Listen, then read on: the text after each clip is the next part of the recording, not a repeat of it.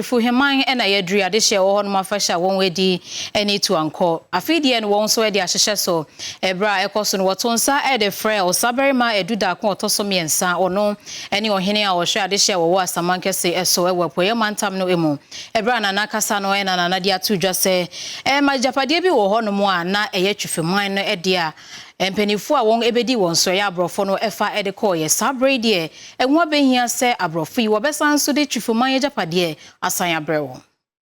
mu ewo Chifuheman ye no no infinfi mantema ya desa fibia fasha won eregishe so ye feni setu ankwa fasha ne ya desa fidie no won eregishe so ewo hono a na enye fedi agrokra eno nam so e ma wo hempa wo to nsa frɛ no modune no munyam beta fasha no wachi eye wo sabarima eduda kon ya wotoso miensa wo ye wo hempa ewo Asanankese ye no apuye mantemu eno nam so e ma wo sabarima eduda kon ya wotoso miensa gina so edin sembi etudwa na wo kyerese ya de se kura fani se Chifuheman ye kuro bia enema hodo pina ena wo kuro no emu nenso ade ba ko a ene abrofo na ba befa e de free won ho eye wom artifact wom ewo kuro no enu nti wo kyese mprempren no besori agina no wadi kuro no anim na ye artifact hodo a abrofo na befa de free won chi no wasanso akwaje wade wo kyese no ene nam so ama ne abrofo no nso nya wo ho wom man so nti mprempren de wo kyese abrofo no emfa wom artifact emre wom ewo kuro dua no emu ensem sei na wasabarima eduda kon ya wotoso miensa retu eja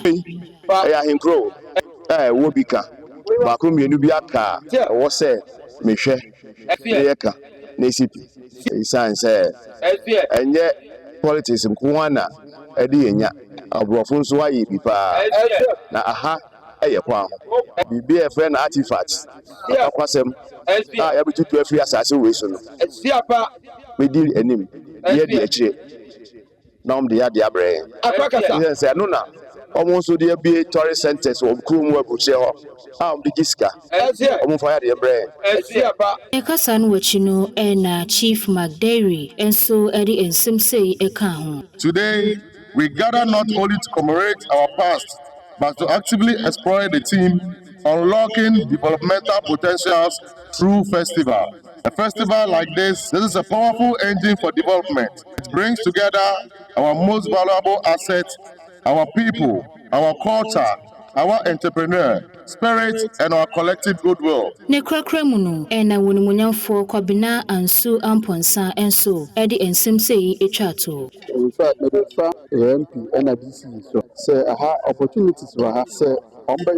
some basic factory be purposely for agriculture because apart from abundance so the cool man to be big no one consider na yam from boa dipa na e wa ha say it say omo brankasa nti abanso ntwa na ni no fa ma